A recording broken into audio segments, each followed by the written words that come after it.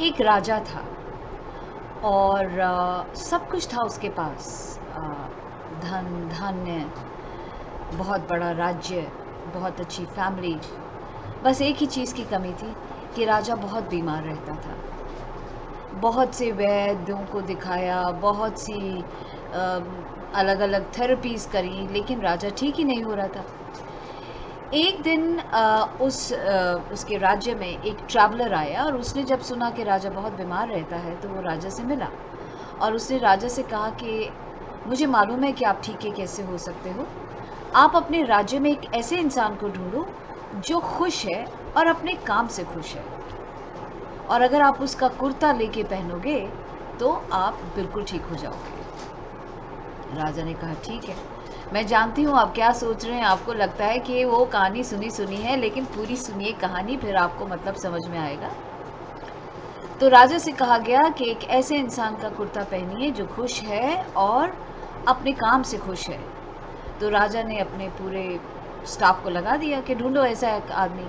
और कई महीने गुजर गए और कोई भी ऐसा व्यक्ति नहीं मिला जो अपने काम से खुश है और अपनी ज़िंदगी से खुश है। और सभी को ये लगा कि राजा की तो लगता ही नहीं, कि उम्मीद ही नहीं है कि वो ठीक होगा।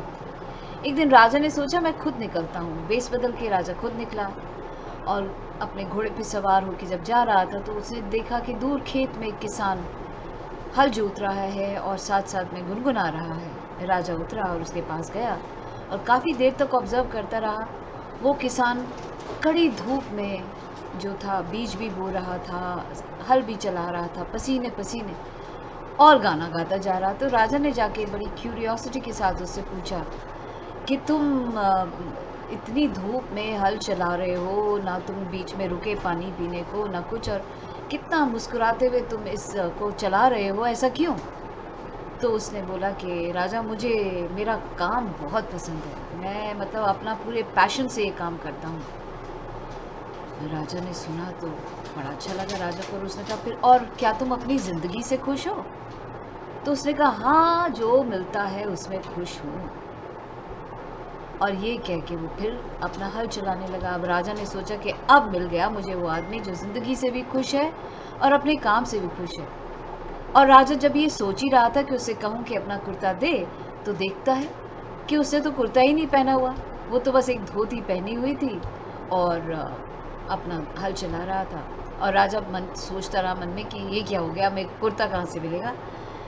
लेकिन काफ़ी देर सोचने के बाद राजा को अचानक वो बात समझ में आ गई जो उस ट्रैवलर ने उस इंसान को ले जाते हुए कही थी कि किसी ऐसे इंसान को ढूंढो जो अपने काम से खुश है और ज़िंदगी से खुश है। और राजा को समझ में आ गया कि वो इंसान उसे क्या कहना चाहता था। राजा वापस आया और वापस आने के बाद उसने अपनी लाइफ को बिल्कुल सिंपल कर दिया। He started living with needs not by desires. और उसने जो भी आसपास लग्जरी थी उससे खुद को हटाया, ज़िंदगी सिंपल कर दी और अपना सारा फोकस जनता पे लगाना शुरू कर दिया, पूरी मेहनत के साथ काम करना शुरू कर दिया। और फिर जब लोगों ने देखा कि राजा जो है वो उनके सवाल सुन रहा है, उनको बुला रहा है, उनकी प्रॉब्लम को सॉल्व कर रहा है, तो लोग भी उसके पास जाते थे और दुआएं देते थे। और करते करते करते अचानक राजा ने रियलाइज़ किया कि अरे कई महीनों हो गए और उसने ये कभी महसूस ही नहीं किया कि वो बीमार है। और जब राजा को चेक किया गया तो पाया गया कि राजा फिज़िकली और मेंटली दोनों तरीक़ों से बिल्कुल स्वस्थ हो चुका था। दोस्तों, इस कहानी से क्या शिक्षा मिलती है?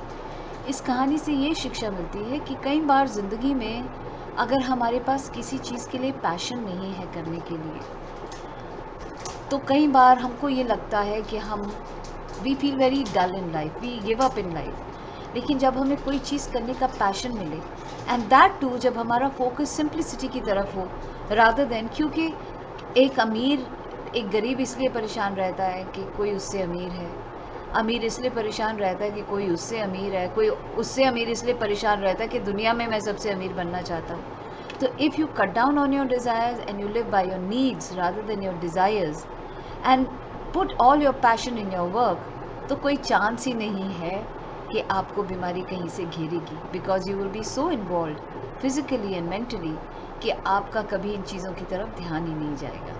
कहानी अच्छी लगी तो शेयर ज़रूर कीजिएगा।